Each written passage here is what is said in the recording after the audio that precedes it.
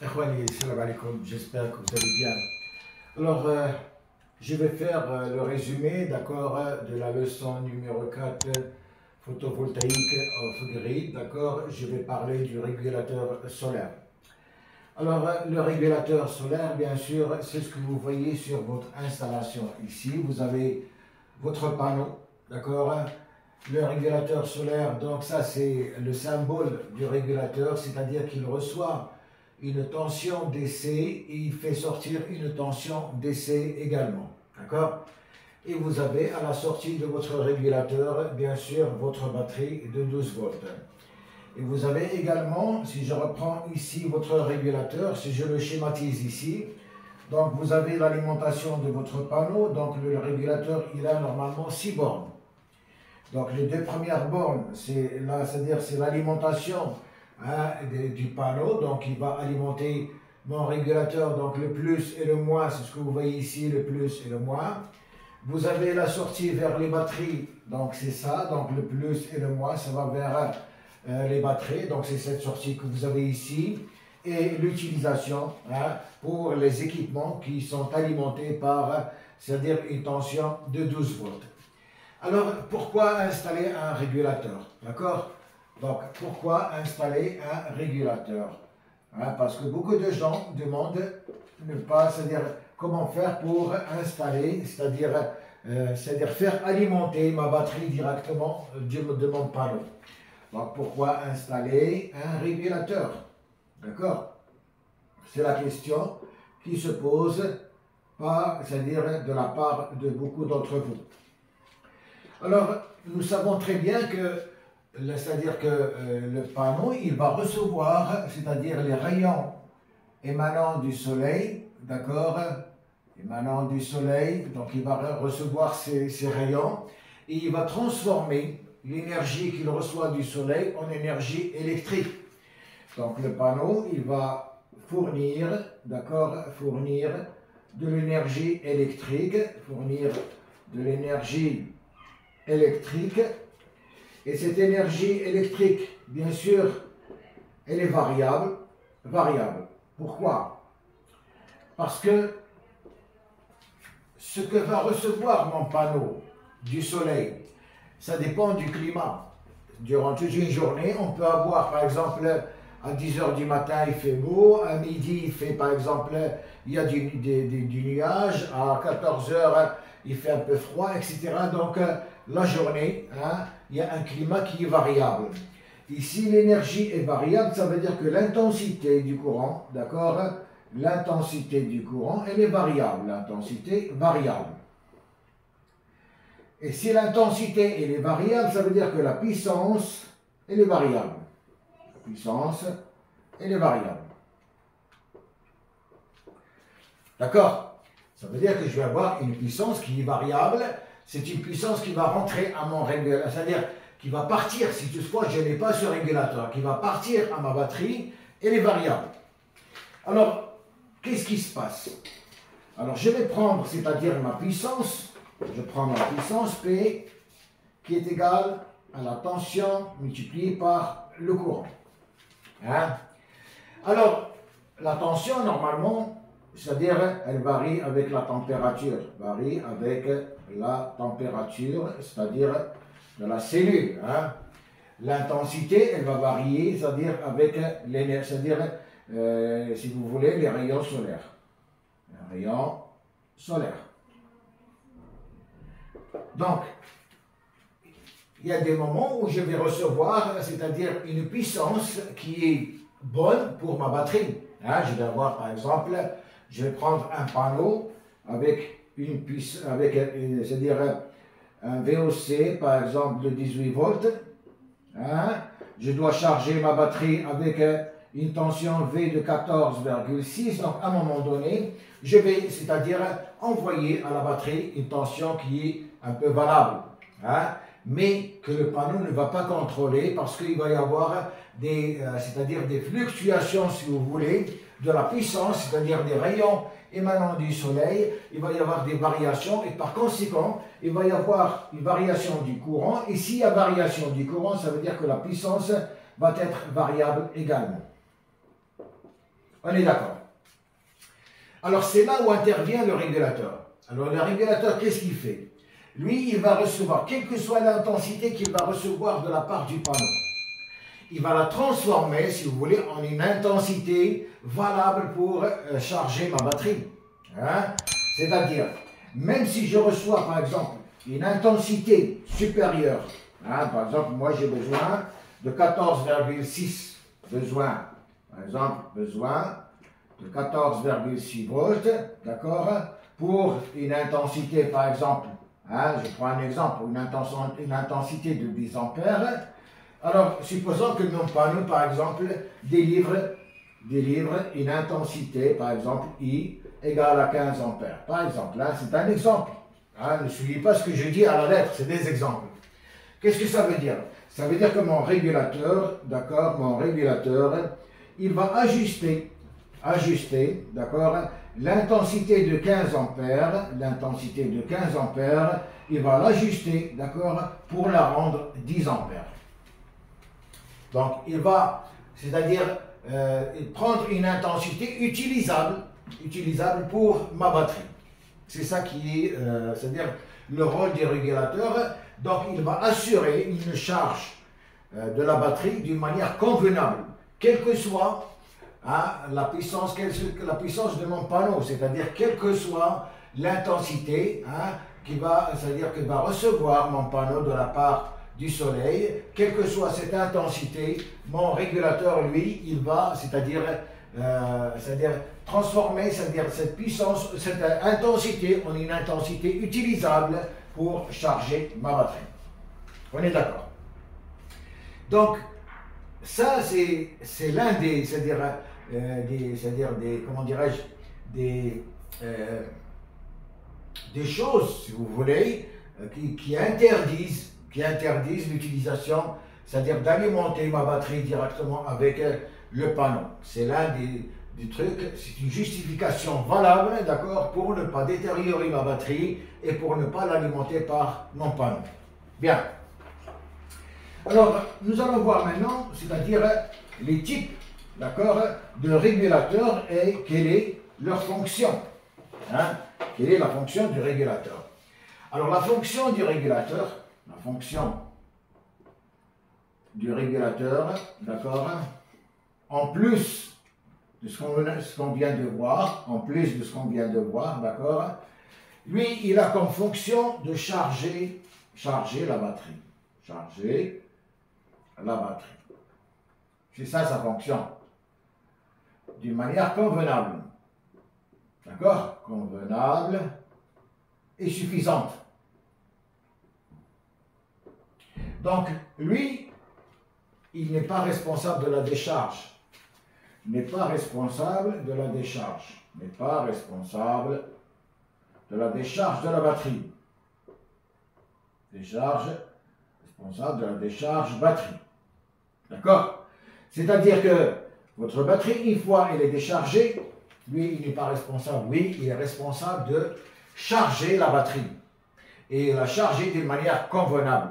Hein? Assurer une bonne charge avec une bonne intensité, d'accord? Une bonne charge de la batterie. Donc c'est un problème.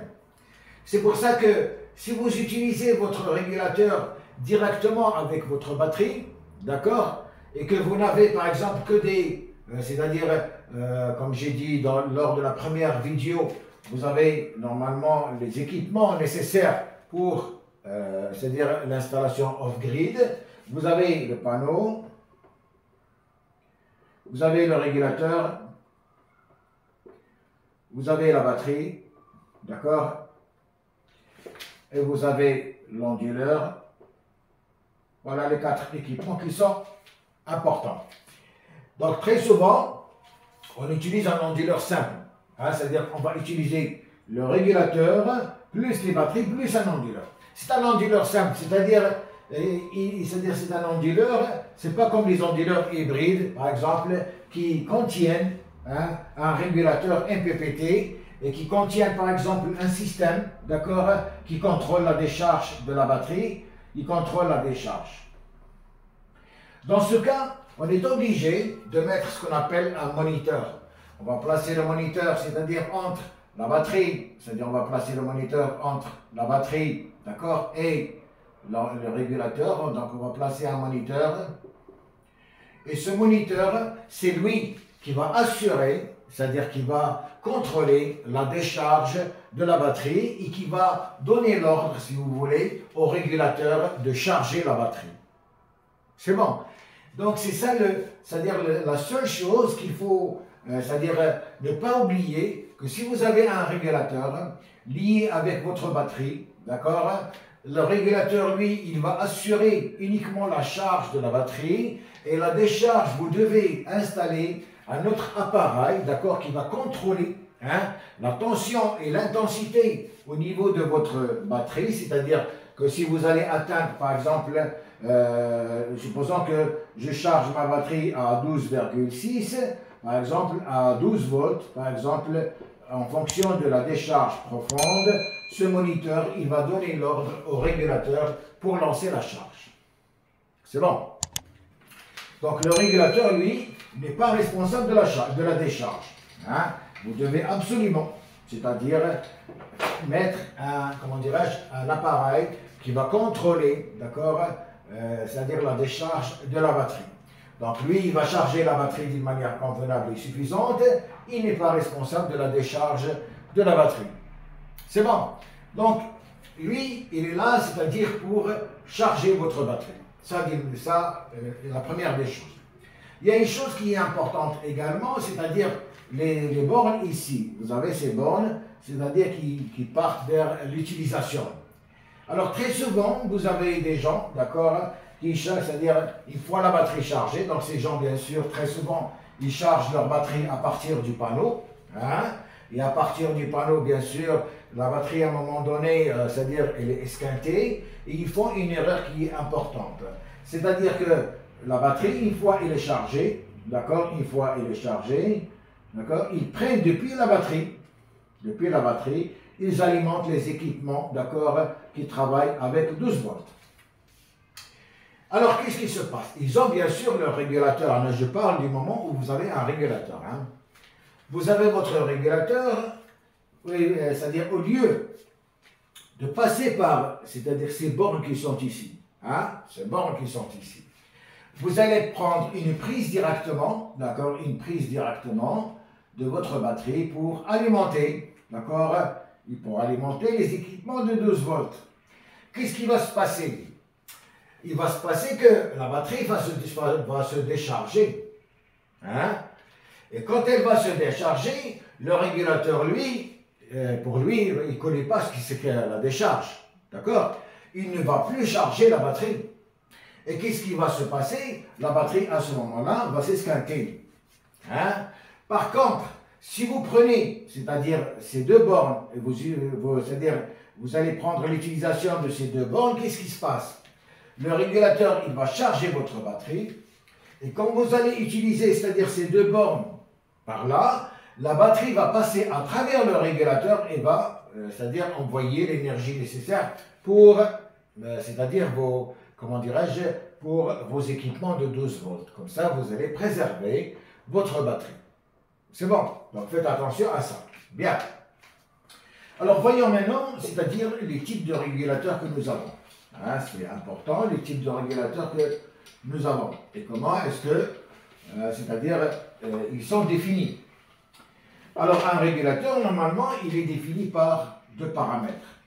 Quel que soit le régulateur, il est défini par deux paramètres. Vous avez la tension et vous avez l'ampérage. Donc vous devez vous assurer que la tension de sortie de votre panneau avec l'intensité de sortie de votre panneau est inférieure de 10%, donc V et A, et l'ampérage I, si vous voulez, sortant du panneau, d'accord, sortant du panneau, est inférieur de 10%, ça c'est la normale, bon, vous pouvez prendre plus, mais il ne faut pas descendre en dessous de 10%, est inférieur de 10% à V et ampérage du régulateur. C'est-à-dire que le régulateur, il doit avoir une tension et une intensité supérieur de 10% par rapport au panneau, sinon un peu plus, c'est pas de problème, mais pas moins. Ça, c'est très important. Bien. Alors, ça c'est la première chose, c'est-à-dire pour choisir votre régulateur. La deuxième des choses, donc nous avons, c'est-à-dire 3 types de régulateurs si vous voulez. Nous avons ce qu'on appelle par le régulateur analogique. Alors ce régulateur analogique, hein, c'est pour le bricolage si vous voulez, c'est pour le bricolage. C'est le régulateur, c'est-à-dire c'est le régulateur qui existe, c'est le chargeur de batterie si vous voulez, qui existe un peu partout, il n'est pas cher, vous pouvez l'acheter, mais vous devez, c'est-à-dire être à côté pour assurer la charge de votre batterie, parce que la charge va se faire manuelle. Vous avez ce qu'on appelle par le PWM. Alors, le régulateur PWM, normalement, il est utilisé, d'accord, pour les puissances jusqu'à 150 watts. Pour les puissances jusqu'à 150 watts. C'est des petites installations jusqu'à 150 watts pour les petites installations. Mais n'empêche, c'est-à-dire ce régulateur PWM, c'est un régulateur qui possède, si vous voulez, un microprocesseur qui possède un petit ordinateur à l'intérieur.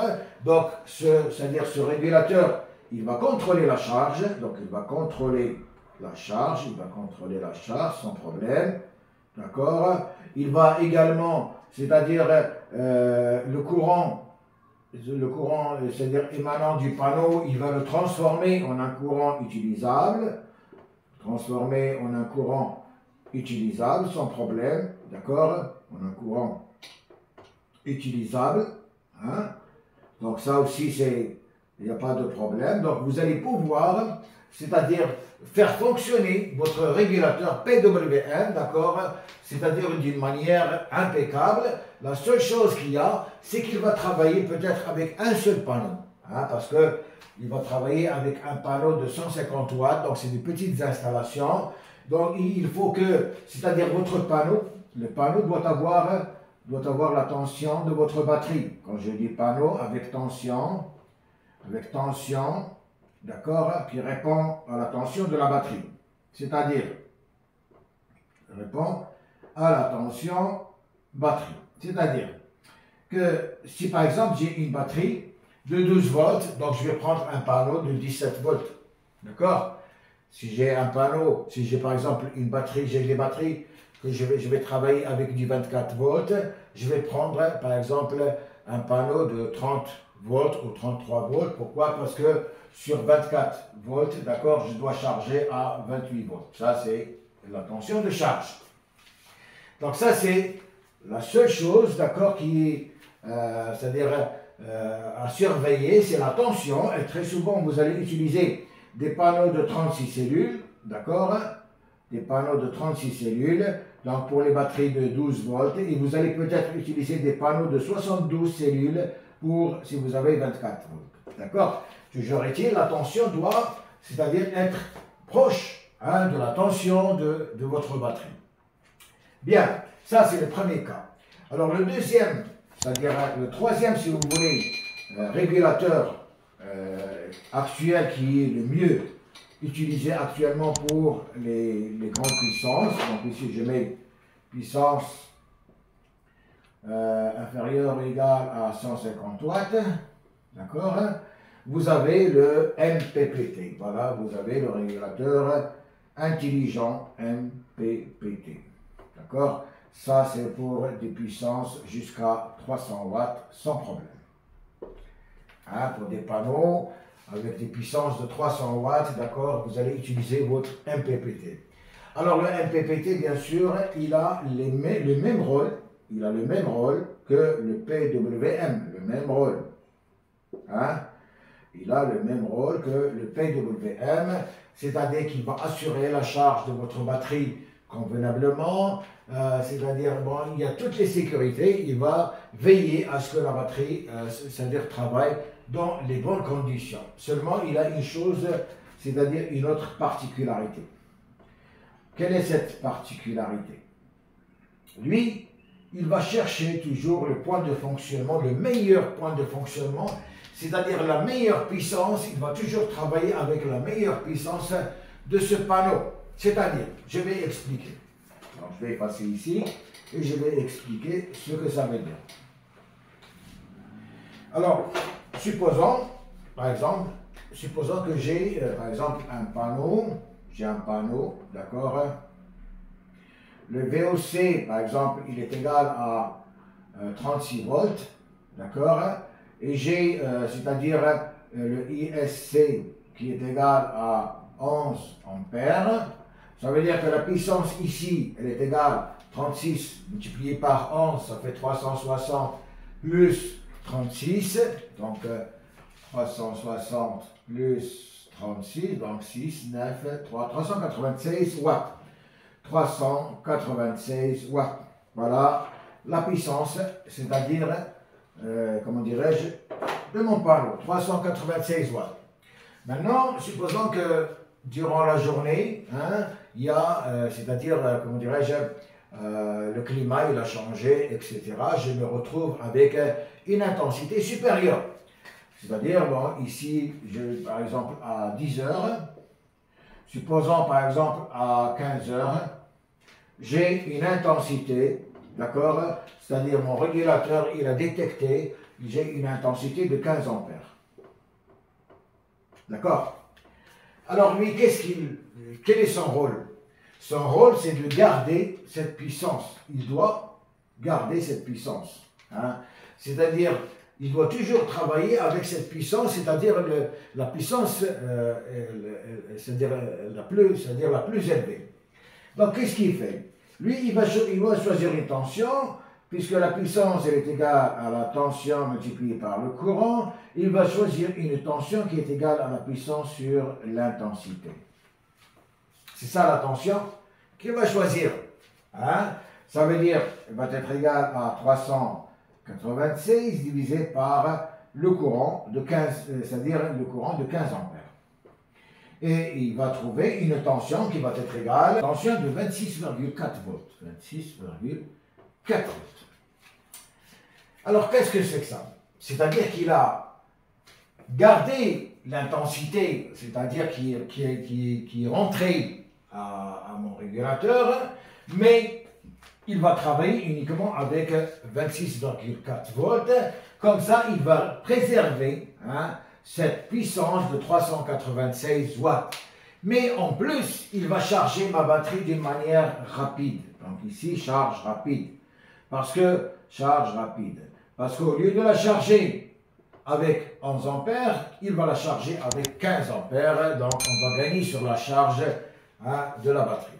Donc ça, c'est le rôle du régulateur MPPT, c'est-à-dire qu'il est toujours en train de chercher le point de fonctionnement le plus élevé.